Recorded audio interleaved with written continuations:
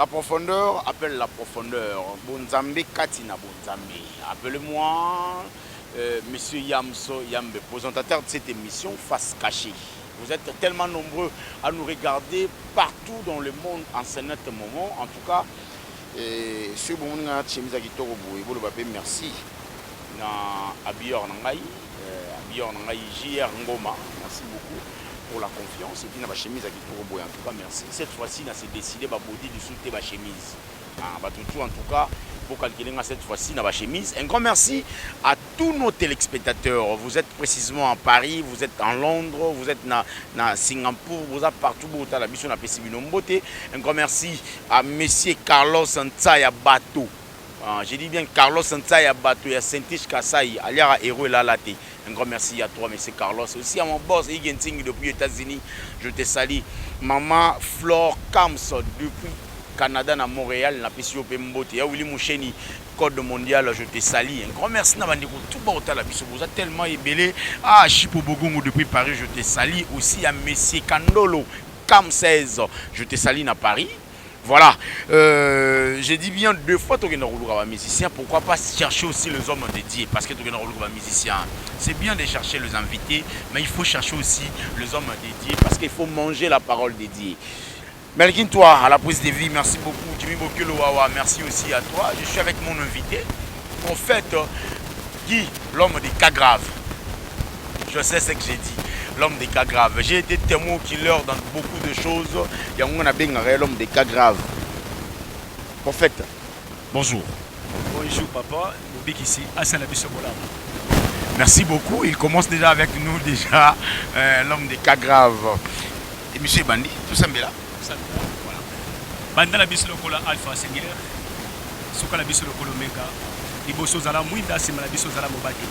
Na laquelle mosika nyonso ya yote. Ndenge le baki na prophète je suis ici pour me yaki ko Isabella. Tout en tourne la biso ba ange no bazala parce que l'homme des cas graves azali. Amen. Amen. Voilà, la Bible dit, c'est qu'on a la Bible dit aussi, c'est lui qui reçoit un serviteur de Dieu. Dans une qualité de serviteur de Dieu, il sera béni, lui et sa maison. Mais moi, j'aime pas parler de sa maison. Moi, j'aime plus parler de sa progéniture. C'est-à-dire, descendance n'a béni parce que tu aimes mon sakoli. Nanzambe, na qualité mon sakoli Nanzambe. Abraham, tant qu'on a ba ange, ba yé panaye, tant qu'on ba lié ba lobi ndago et pambolami. Et pambolagi na Abraham, et pambolagi de génération en génération à Abraham. Ainsi dit la Bible. Merci beaucoup parce que je suis avec l'homme des cas graves. Prophète, tu vas dire mission. Ok, merci beaucoup. Zamba pambola bayanga nyuso au Canada, en France, aux États-Unis. On parle de l'homme des cas graves. Mbote la bino nyuso bato balanga biso. Merci Moubik ici. Assez la bino bolam. Voilà, assez la biso pe bolam. Amen. Ainsi dit prophète cas grave, montonaba cas grave. Prophète et monsieur Bandisiko. Motuna libosu ezali par rapport ya makambo yo ya moto soka akufi moli moni ekendaka wapi eloko wana ezolo bandeko wa kelola koko na biso azana lola o pasteur na biso azana lola o azana lifelo moli mwa moto ekendaka wapi d'abord sur le plan spirituel. Ok, merci. Question morisée à Malam, vraiment on a développé place wana pour ba comprendre bien. Ok. Si plan spirituel moto soka akufi le kola mutazana morgue donc a kufi corps na yeza na morgue mais esprit na ye et ça ka tourne pendant 40 jours. Donc c'est à dire son makundi yote l'esprit na ko tourner pendant 40 jours. Pourquoi la bien tourner pendant 40 jours? Après la mort est un espace de bengi bazar. Bazar est un espace c'est kabula ba wey na bato bazana bo moyi. Donc c'est à dire mo wey ko mo na corps ne vendu wana. So ka simbe espace à pamba. Pourquoi dans le 40 jours? Na 40 jours wana corps na yo, c'est à dire esprit na yo. Et banda ko se présenter ba place nyonso o yokota. Okota na bar, okota na hôtel, okota na maison loge. Esprit na et témoigner pendant 40 jours avec elle. Si quoi problème mes amis. Après la mort, et ça deux places et libre ce kenda. Et kenda na séjour de mort et kenda na lieu de repos. Alors muta akufi na Christ, alors kenda lieu de repos. Muta akufi sans Christ, alors kenda séjour de mort. Na le bible. Okomona muta akufi. Mais bozo le laye. Ba biso muto na zana États-Unis. Muto na zana Canada, muto na zana France. Parce que dans le monde spirituel, dans le monde de bazar et distance, les barrières sont là. Esprit na yo ekotambola toute la journée partout. Parlons moni batebele ba comprendre sur la mort parce que liwa eza vraiment na bakabebele. liwa eza na rappel à makambo ebele. Alors bateau nyonso tu bakufaka eza na place so bakendaka, bateau nyonso bakufaka eza na place so bakendaka kosala musala. C'est ça le problème. Soki moto basali 40 jours tende tozaka na style symbolique to tradition moko to aka nango na kala soki moto akufi vo asali 40 jours soki basali nano te moto molimo eza kaka ezotelengana kaka te eza 40 jours eza ba pratique o eza sur plan spirituel. Chiffre 40 eza makamno to de kuto fongolango na deuxième émission ya on a vu moto soki akufi esprit ne sala ka 40 jours na kotambola. Donc c'est à dire 40 wana eza chiffre moko eza prophétique. Même mon nzambe pas détruire mokili pendant 40 jours. Jésus a gêné pendant 40 jours en tant que maître spirituel parce que chiffre 40 sur plan spirituel eza il faut pas y aller. Alors, tant que ça 40 jours, et ça m'a bêté. Si place spirituelle, il faut y aller, on est battu, parce que c'est 40 jours, et ça l'esprit est détaché à la place. Et quand ça mouton lié, pendant 40 jours, l'esprit est tourné dans le pangouana. C'est-à-dire, il ne faut pas libérer, et si quand on a mouton dans le cimetière, c'est-à-dire 40 jours, ce qui est coquille, parce que le cimetière, c'est ça. Voilà, parce que tout le monde makamboa wa bandeko moko baza na Kasavubu o ba mucho mona ndeko affaire akufaki gigola bakundi ye déjà 40 jours ne salamité mais tout le monde gigola na matonge na si place cimetière ezaka na kala soko legi giza kimbangiste place ba oteka wana o tout le monde gigi wana kota fulu o tout le monde gia wa lokwa mutaliboma banini après ba ye ba omona su mutango te après ndeko moko benginga za même na ba voice na ye azali na place de maman bana giyo azama bana mibalewa azab na États-Unis na Canada aselinga voice ayebisi nga lobi papa na ngai na yebisi yo to uti komona gigola awa na Canada awa azoloba ne bomoni bana na ngati bomoni bana na ngati na esi bango na bi ezama malukuta on ba ki fona lukana prophète ba kanga. Oui, si place spirituelle ezaka dango tokoloba boye koza mutu musafu fia tango zo lelaye donc habite molimo tango etambulaka akoy ko yabe pa na yo ya moni mutu fa zaka spirituel ko moni tango na bakundi mutu te molimo na tango setambula akoy bimela mutu mususu mais mutu azana spiritualité élevé akomona ke mutu akufa mais bien ngandere boko sola nayi mais la nécromancie n'est pas permis pour les enfants de Dieu. Attention na lobby te ki bo benga ba woyi parce que bato balandaka biso basaka ba pratique et il faut être spirituel pour que na makambo wana. Alors pendant que mutu akufi tant molimo neza sana tout donc eza mutu mususu nesiki na kolanda ke mission moko abiso ka botimba na bibale akopesa ba kombo ya Shiva akopesa ba Krishna. Si la spiritualité Krishna c'est la divinité indienne parce que magie indienne ça présente difficile à trois parties. Il a Abraham, il a Krishna, il a Vishnu. Ça code trinité diabolique hindu. Alors mutu ça comme déjà on pesa kombo ba ne ba kombo ya ba géant wana parce que Krishna a ça démon la septième. Vishnu a ça grand démon la divinité la libra. Par là ceux qui m'ont commis déjà la connexion avec Vishnu et Krishna c'est-à-dire à la code moko élevé. Vous savez par là mon maître spirituel so ba kufi. Si place spirituelle ça va maître de ba kota pour évoquer le monde. Par là on la mutu so ba kundié. La mutu ba maître spirituel ba yebele. Parce que va tirer esprit là parce que la spiritualité c'est l'énergie. La spiritualité c'est la vibration. Vous savez au moins mutu so ba kufi même lamba na ye. Lamba na ça la énergie. Par là mon c'est tombe brisé. Akufi parce que ndeko kunda moyibo akufaki. Ba boaki corps na tombo ya nani Élysée, muta sekui. Parce que Adam va recevoir même na mino, même na mikoa parce que spiritualité c'est énergie va même na mikoa. Et lamba na ekra ba ko zo remplacer en pratique. Et ça m'a reçu sur place spirituelle. Yango moni vraiment ko kufa sans Christ c'est un risque. Ko kufa sans Christ c'est un risque. Banda yesolo quoi. Et ça été le banda yesolo ko s'arrêter. Kufa na Christ, tombe nous en sécurité, le kolomoni tombe à Moïse. Lorsque Jésus a kamwa ki Torah oral parce que comment mutako kabula mai. Lorsque le diable a mon qui Torah oral, comment mutako kabula mai. Yango moni tant Moïse a kufi, diable a ko se présenter. Apocalypse 20 premier verset. Abus ba force na yenyo surtout na ba manki de fer. C'est-à-dire ba komi ko invoquer molima moya Moïse. Ba pousseni pembe ba ko mona ange moko ateli ba benge chérubin protecteur. Asimbi mopanga na moto zo ko entouré tombe ya place idani corps ya Moïse salaki. De un homme de Dieu sera kufi, tombe neza sécurité papa. Et ça la sécurité yamakas après la mort aux la sécurité même la vie autre actuelle aux la sécurité. Yango ozanga yeso za risque na vie na yo. Yango Bible sans Christ vie ezati. Abiso ki ngala battelité akobatela na punda. Voilà, c'est ça. Voilà, la Bible dit ceci, soki nzambe ya battelité oya kobatela akosala musala ya punda. Alingaka place wana nayoka rango bien tant na osambela na tongo nayoka rango bien ceux non osambela na tongo na lobika eloko wana mona on na mimona na komi na sécurité parce que moto akobatela nga eza tata mwasi eza mama leki soki nzambe moto wana kati te en tout cas mama leki osala musala punda yango na linganga na kangama na nga côté ya nzambe. On va parler des étoiles. Est-ce que Moué akoki okufa na étoile na ye? Oui, tout d'abord faut bana étoile les années. Étoile ya nini d'abord? Étoile etika kozala maboko te. Étoile etika kozala makolo te. Oui, non, je suis maître spirituel papa. Étoile c'est quoi? Étoile c'est le roi. Aurait un moutou et ça kraka c'est bombe avec étoile. Par là on moutou so abina mon esprit de mort. On mona ngondeni bisa on mona ngondeni. Parce que aurait pas ça 7 couleurs en mon arc-en-ciel. Si ko couleur n'est pas ça esprit de mort. Vous voulez mon ba charlatan, il a des résistances spirituelles ça la carte mission. Vous savez mon ba vagabond spirituel ba maîtrise la spiritualité parce que n'importe quoi. Aurait ça ma beau côté papa, aurait ça ma coloté. Jamais. Étoile d'abord les années. Étoile. Parlons lorsque ba match ba kota ki na mboka ndeko na biso Hérode et loka liboso ba bisi Hérode roi des rois botami Hérode atuni bango sini nini kozala. Bolak sanga sini abalobi ni babi nous avons vu son étoile en Orient, nous sommes venus pour l'adorer. Étoile mutatsa ngo za nzambi. Après sur étoile na nga koza différent. Étoile ne koza élevé nga pe koza élevé nga pe koza okita pe koyo pe koza mata. Étoile ba yibaka ngote. Étoile yibaka étoile te. Étoile ba yibaka te. Ba tilizaka étoile mu ba yiba étoile mu te.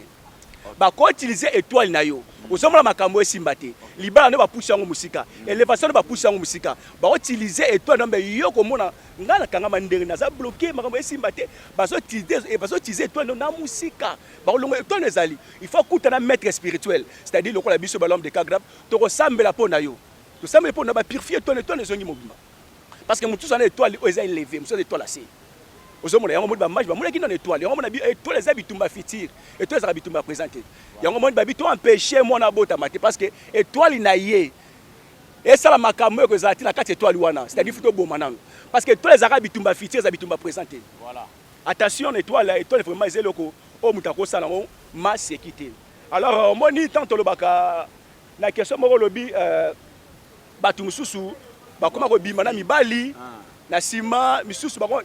Alors, il faut comprendre très bien la spiritualité, papa. Kobi mana sima eza ko benda étoilité. Kobi mana sima parce que tout est dans la colonne vertébrale. La colonne vertébrale, tout ça ba verti de Dieu, tout ça na kundalini. Kundalini c'est-à-dire c'est pas forcément négatif. Ça va ça mutu bongo. Na verti na biso na colonne vertébrale, tout ça na 33 degrés. O mutu ça colline la spiritualité. Alors mutu ceux qui ba komi ko bima mobile na mobile. Et ça uniquement pour renforcer l'énergie. Parlons au monde anglais sur la Illuminati, nous sommes en puissance démoniaque, nous sommes en combattant peut-être star américain. Il faut que tu rencontres nganaye, azo tirer l'énergie, azo cotiser la ngaye. C'est parce que la spiritualité ça va télécharger, va copier au longo là yo.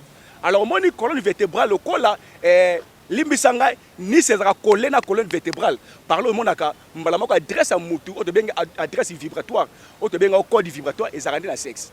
Et ça c'est une adresse ya mutu chaque email ça adresse là mutu nyoso tu azaka na adresse na ye na adresse na biso ezakande na kata sexe na biso ya on a vu ko ça ma c'est qui na sexe te na sexe ba ko détruire na sexe ba ko récupérer yango moni bandoko na biso mususu okomona koti na kata secte moko bazo bise fu mibali ba bimakano na sima eza pamba te papa eza pamba te to bazo bimani na sima baza ko renforcer ye l'énergie.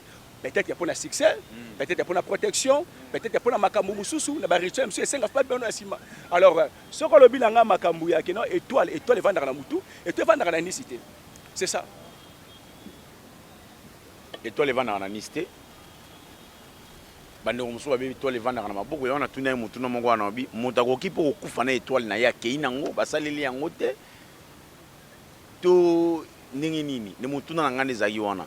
Pour nani na tuni bongo parce que bande ko musuba oloba ndeko na biso gigola kufaki awa ndeko afere gola na olinga te tout kundola komba moyi parce que akufi la Bible a dit laissez les morts enterrer leurs morts. OK. Mais makambo zo bima mo ebeli kaka na kombo ndeko to yeba te ndeko asalaki nini po komona etanga même si de akufi. Balobi ti azalaki na succès ti azalaki na maladie wana déjà zaki sur une étoile te. Ba yibaki déjà étoile. selon certaines personnes, voire même bande de quoi famille, babi, déjà il baginde on a biso Guy étoile, azaki sous son étoile te, yango wana alinga ki kaka fini par kokufa. Omoni ba secte oeze belé, un homme spirituel avant kufa aroyeba. Même ngande la vandi boy avant na kufa il faut na yeba. Na dimanche oya komaki nango, soit qui problème e komela ye. Papa, ils ont un rituel monsieur go saloper retour. Au moins tant que les pentacles les amis balé. Ils ont pentacle de protection, ils ont pentacle d'attaque. Vous savez tant que vous utilisez pentacle d'attaque, il fait coûter la moto à sa faible. Hein? Si vous coûtez la moto à l'équio et ça a retour. Et puis ça retour. Attention, c'est si retour. Si vous avez peut-être vous avez un cercle de clôture, il y a l'esprit où il y a utiliser. Parce que c'est pas qui t'a prié, ils ont appris à prier. C'est qui on sait l'action, action parce qu'il y a coûté un retour. Et ça encore là, bon, coûter une prière peut-être. Tu vois na zone loba, na force négative. Parce que pendant biso Jésus azar na adversaire. Parce que pendant biso adversaire azalaratil. Par là tant na bango na dimension bango bazaleli. Et quand za le tindi lieutenant, mokuti kuna pas ya mutu wana colonel azalaka. Directement lieutenant tant akutana colonel c'est dit obeta sali. Maman tuno sanina. Tena yaki besko tant akozonga espace zonga pambate. Soka sali action te place accueilli à kozongela nde yomoko. Lorsque kozongela yomoko, soit tu es en condition, on laisse ça, on laisse esprit na makila, on laisse esprit na sacrifice. Ce qui sacrifice c'est directement orkenayo. Directement orkenayo. Il y a la spiritualité de l'homme dans la sécurité. La spiritualité ba boma na kombo ba boma pe na photo, ba boma ne lamba. C'est ça la spiritualité. Faites pas ça dans la sécurité. Et non spirituel le bara mingité parce que mon bela le bara muké. On se mona. Oui pas ndeko na biso Guy ndoyi nanga parce que moi Guy l'homme de Kagame Guy Moluna moi ben ndoyi nanga mais la dimension oya komaki nango pe dimension ya ndeko na ye même la succès déjà faire un grand star ya mboka oyo mais au moni mukona yo ka yemba boyi bala bino porte-monnaie botiki la biso gris noir quand bika gris noir par là yemba bongo donc la biso faire yemba ntse momo wati boyi bana bino porte-monnaie botiki la ngai gris noir c'est quoi gris noir c'est quoi c'est l'assemblée de solutions à magie. Gris noir, c'est la réaction rapide. Et ça, verbum, iskaya, et ça, pratique à 7. Il y a un le ramsus, au moins, mais un homme sur le terrain, il va être négatif, pas positif. Oui, vous avez côté en été. Au moins, mettre la Jésus a connaissance surtout. Par là, tant qu'il s'en a ce jour de mort, tant qu'il s'en a lieu de repos. Mais mission sur Nato, le bassi, n'a pas tout à l'ongla basé. La longueur qui est pour 14 continents à maille.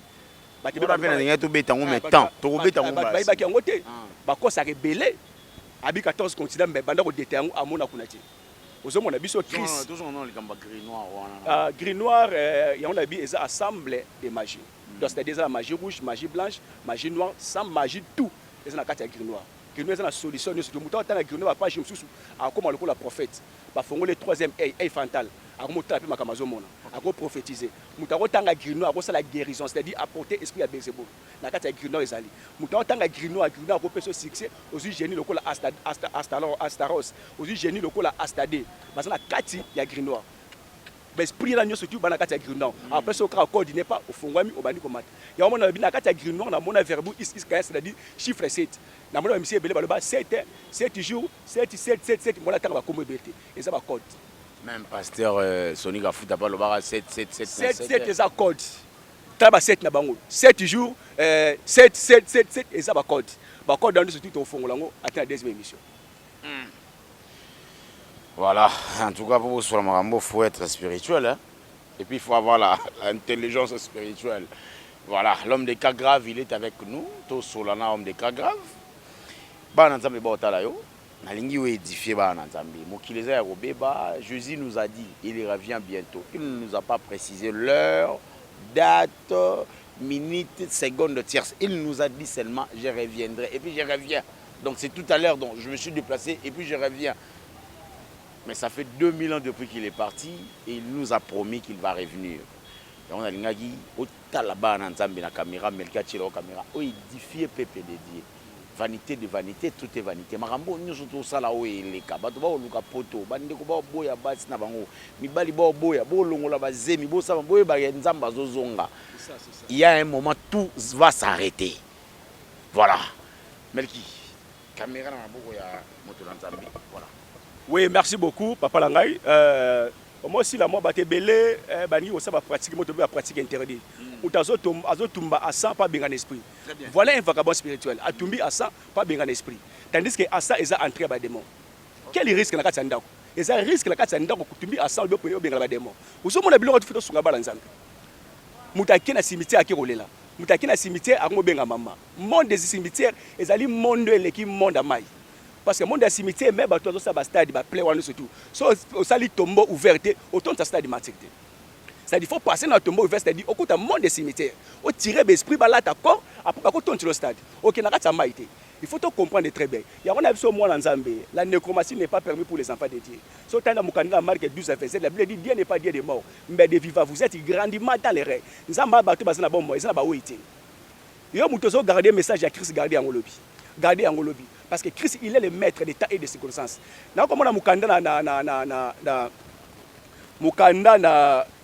Zacharie chapitre 3, premier verset, la Bible dit il me fit voir Josué le souverain sacrificateur, debout devant l'ange de l'Éternel, Satan qui se tenait à sa droite pour l'accuser. Chose grave, mais bien aimé, Moutazo funda Satan, et Seigneur Moutazo funda Josué Satan.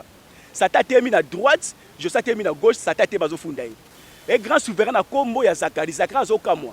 Abi Josué to yeba kala. Josué na zaki komona parce que même ndi ba même qui jana i de Patmos, ba fongoli mission molimo. Azomona Josué a terminé Satan azofunda. Pourquoi? Parce que Satan le but tennis sacerdotal on attaqué ça batache. Et ça na batte belé ba serviteur belé ba tenir ba oza na tâche. Et ça ba nzambe belé ba na tâche. Okomona za tâche na terino zani. Olota ndoto balando butu oki makilo. Omoni démon, oyebi que so gangi au nom de Jésus, c'est-à-dire démon longa. Au gang au nom de Jésus senti malili. Au gang au nom de Jésus voit qui par les actions que la capacité divine nous a faible. Il y a qu'à renforcer, on va prier. Et c'est la prière parce que vu na biso si place spirituelle batika biso temps to bunda ba demain même na ndoto.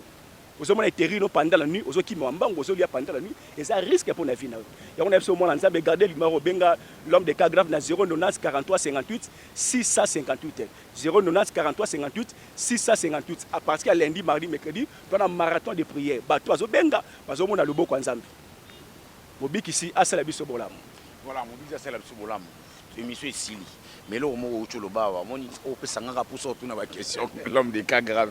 Vous avez retenu les lotés. Vous avez vu que vous avez belé, malgré vous avez belé, un programme va prier. Quand il y a des cimetières, on a un tombeau ouvert, la nécromancie pour les enfants dédiés. Et puis, mais quand on va expliquer Bisson? La nécromancie, ils appellent des morts. Les musiciens m'ont payé la nécromancie métaphysique. La nécromancie métaphysique. Ils ont la réincarnation de la Katanzemo. Tant que Kinzemo a 5 à 8 ans. Tant que c'est ça la spiritualité. Tant que heureusement pas le baka, aye mabe, nasuka. Voilà, nécromancie, métaphysique, aïe, ma bé, qu'est-ce que la nécromancie? Vous comprenez bien? Il y a papa Koyemba, le Yemba ça ma sécurité. N'est-ce pas la musique? La musique est mutu moko ezaka ndeko nanga nani ale moloto. O Jésus mo kayebisa la musique na koyoka yango wana. OK. Et sili. À part ça quoi sur musique parce que la musique ba ko tirer au rang na opeke. La musique ba ko travailler pe ba inki ba seki ba côté lio. Parce que l'équipe de cette équipe, ils ont mis un mari de nuit. Il y a une équipe de cette équipe. Mari de nuit, il y a une heure, 2 heures, 3 heures. Pour réparer matière vitale. Alors, mari de nuit, à quoi il partir de mais là, on a un makasi, maman Zolamba, en tout cas, concerne la mingi, batika kolamba, batika solution formule magie. Kib magie. Non, pas ça, kib moko, babeng na kombo ya jimbo. Votre lettre M, diable a couronné pourquoi? Parce que M, c'est le mauvais moment. Botika vraiment botika ba biloko wana ba formule magie basma to déterre parce que na côté na Rome 333 na mona biloko wana nde ba demo bazo côté na kati banzungu. En fait ça n'est fini pour aujourd'hui. Kib Manji n'a pas suivi nos devoirs pour chelanga commentaire na c'est so moni jimbo Kib Manji jimbo lettre M ba couronna ngo ba tia couronne mo likolo c'est-à-dire mauvais moment. C'est ça. Voilà. Ça n'est fini pour aujourd'hui. Le numéro est affiché. L'homme des cas graves. Je dis bien l'homme des cas graves, prophète Guy Gimolila, à partir de Yaye, bourgeois, numéro Naïzawana, Bobenga, Bosola, Naye, il a vraiment beaucoup de choses à nous dire. Quant à moi, j'ai dit un grand merci à Melkin. Toi, on a tout. Vous avez belé, prophète de M. Sili. Ok. Merci beaucoup. La Pessikaka, Yanga Motema, patron du solo, Joali Sadiki, Ozana Mbongo, Bana Nyos ainsi dit l'éternel Nzambalo, la Apambo Bino. Nalibanda Mboka, Sem Natanga, comme la Bino, vous êtes belé. Nzambe vraiment abattre la Bino. Biso de Zakana Jésus. Jésus n'a pas maître à l'union surtout. Maître spirituel, au-delà à l'union surtout. Sans Christ, Moutazati. Voilà.